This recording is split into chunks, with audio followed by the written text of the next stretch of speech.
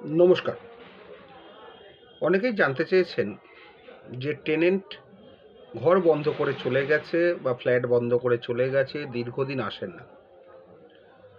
ঘর নষ্ট হচ্ছে, ঘরে তালা ভেঙে ঢোকার উপায় নেই, পুলিশ কেস হতে পারে, ইত্যাদি ইত্যাদি। প্রমাণটা করব কিভাবে? কোর্টে। দেখুন, যেটা আপনাদের প্রমাণ করতে হবে, একটু খাটতে হবে, একটু খরচা করতে হবে পোস্টের পেছনে। আপনাকে 1 মাস অন্তর অন্তর ওই টেনেন্টের নামে চিঠি পাঠাতে হবে ওই ঠিকানায়, যেখানে টেনেন্ট ঘরটি বন্ধ করে রেখে গেছেন,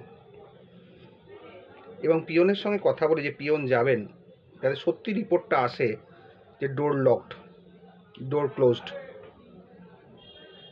টেনেন্ট নট রিসাইডিং, ইত্যাদি ইত্যাদি, যাতে ওইটা থেকে প্রমাণ করা যায় যে ডোর লকড, টেনেন্ট ওখানে থাকে না। সুতরাং আপনাদেরকে এটা করতে হবে। সেকেন্ড থিং, টেনেন্টের নিশ্চয়ই ইলেকট্রিক বিল থাকবে। সেই ইলেকট্রিক বিলটা যেভাবে ম্যানেজ করে কালেক্ট করে আপনারা নেটওয়ার্ক থেকে প্রত্যেক মাসে মাসের বিলের কপি বার করুন। যদি টেনেন্ট না থাকে তাহলে সেখানে 0 বা 1 টাকা, 2 টাকা, 5 টাকা, 10 টাকা উঠবে, যেটা রেগুলার ইউজের ক্ষেত্রে সম্ভব নয়। এই দুটো প্রমাণ খুব দরকার। এবং নোটিশটা কীভাবে সার্ভ করবেন? আপনি টেনেন্টের প্রপার্টিতে বা প্রেমিসেসে বা ফ্ল্যাটে দরজায় নোটিশটা, এভিকশন নোটিশটা বড় করে ছাপাবেন। ছাপিয়ে ওইখানে আপনি নিজে দাঁড়িয়ে ছবি তোলাবেন এবং হাতে একটা খবরের কাগজ নেবেন, যেটা যেদিনকার খবরের কাগজ, যেদিনের ছবিটা তুলবেন সেই দিনে। আর নোটিশ স্পিড পোস্টে সার্ভিস করবেন, ওটা ন্যাচারালি ফেরত আসবে ডোর ক্লোজড বলে বা ডোর লকড বলে। আর একটা পেপার পাবলিকেশন, কোনো সস্তার পেপারে পাবলিকেশন করে দিন পুরো এভিকশন নোটিশটা। এই 3টি উপায় কিন্তু করতে হবে, তবে কিন্তু মামলাটা জিতবেন। মামলার নোটিশটা সার্ভিস কিন্তু কম্পালসারি এবং এফেক্টিভলি সার্ভিস চাই, প্রপার সার্ভিস চাই। প্রপার সার্ভিস বলে দিয়েছিলাম আপনাদের যে 1 ক্লিয়ার মান্থ নোটিশ। জানুয়ারি মাসে নোটিশ সার্ভিস করলে জানুয়ারি মাসের মধ্যেই টেনেন্টকে পেতে হবে, ফেব্রুয়ারি মাসটা বাদ দিয়ে মার্চ মাসে ফাইল হবে। এটা হচ্ছে 1 ক্লিয়ার মান্থ। এবং এটা মাথায় রাখবেন, যদি বেঙ্গলি ক্যালেন্ডার মান্থ অনুযায়ী হয়, বাংলা ক্যালেন্ডার মান্থ অনুযায়ী ভাড়া নেন, তাহলে কিন্তু বাংলা ক্যালেন্ডার মান্থ অনুযায়ী নোটিশটা সার্ভিস হবে, ইংলিশ ক্যালেন্ডার মান্থ অনুযায়ী নয়। যদি করে থাকেন সুটটা ডিসমিসড হয়ে যাবে ওই গ্রাউন্ডে। এগুলো কিন্তু মাথায় রাখবেন।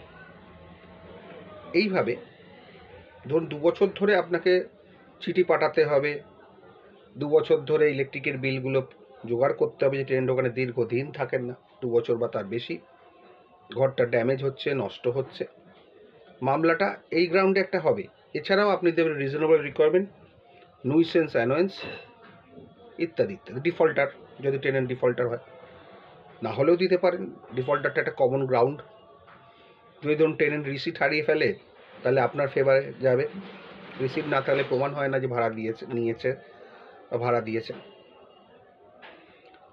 এইগুলো করতে পারলে আমার মনে হয় মামলায় আপনি জিতবেন। 31 ডিসেম্বর 2024 কথাটা বলে গেলাম। এই পদ্ধতিগুলো যদি আপনি অবলম্বন করেন, অবশ্যই মামলা জিতবেন। এবার যদি জিজ্ঞেস করেন মামলার খরচ কত, এটা আমি বলবো না, এটা আমার পক্ষে বলা সম্ভব নয়। এক একজন উকিল এক একজনভাবে ফিজ নেন, সেটা তাদের ব্যক্তিগত বিষয়, সেখানে আমি কোনো রকম হস্তক্ষেপ করব না। আর কতদিন লাগতে পারে সেটা ওখানকার উকিলবাবুর ওপর নির্ভর করছে, এবং জজ সাহেবের ওপর নির্ভর করছে, পেশকারদের ওপর নির্ভর করছে, এবং সর্বোপরি আপনার ওপর নির্ভর করছে। কিভাবে মামলা চালাবেন সেটা আগে বহুবার ভিডিওতে বলেছি। যদি সিনিয়র সিটিজেন হন তাহলে ওখানেই অ্যাপ্লিকেশান করতে পারেন যে সিনিয়র সিটিজেন ডেটগুলো যাতে শর্ট হয়। না হলে হাইকোর্টে 227 করুন, এক্সপিডিশিয়াস ডিসপোজাল অফ দ্য স্যুট। হ্যাঁ, মনে রাখবেন, 1 বছর, 1.5 বছর, 2 বছর মামলা চালিয়ে যদি বলেন আমার এক্ষুনি স্যুট ডিসপোজাল চাই, তাহলে কিন্তু হাইকোর্ট দেবে না। মিনিমাম 3-4 বছর হলো হাইকোর্ট একটা গ্রাউন্ড পাবে, দেবে। হ্যাঁ, তবে সিনিয়র সিটিজেন হলে হাইকোর্ট দিতে পারে তাড়াতাড়ি। এইগুলো কিন্তু মাথায় রাখবেন। আর অযথা আমাকে জিজ্ঞেস করবেন না যে কতদিন লাগতে পারে, কত টাকা খরচ হতে পারে, এই উত্তরটা আমার না দেওয়াই শ্রেয়। কারণ সব কিছু কোর্টের ওপর নির্ভর করে। সিটি কোর্টে মামলা হলে তাড়াতাড়ি হবে, শিয়ালদা, আলিপুর, বারাসাত এগুলো হলে দেরি হবে। তার কারণ সিটি কোর্টের পরিধির মধ্যে লোকের সংখ্যা কমে গেছে, মামলা মোকদ্দমার সংখ্যা কম, সুতরাং অন্যান্য মামলা তাড়াতাড়ি ডিসপোজাল হয়। কিন্তু অন্যান্য কোর্টে আয়ত্তে মানে পরিধির মধ্যে লোক সংখ্যা অনেক গুণ বেড়ে গেছে, মামলার সংখ্যাও বেড়েছে, জজ সাহেবের সংখ্যা বাড়েনি, কোর্টের সংখ্যা বাড়েনি, সুতরাং মামলা লম্বা ডেট পড়বে। ভালো থাকবেন, আগত বছরের শুভকামনা জানাই, এবং পরের বছর মানে কালকেই আমার জন্মদিন।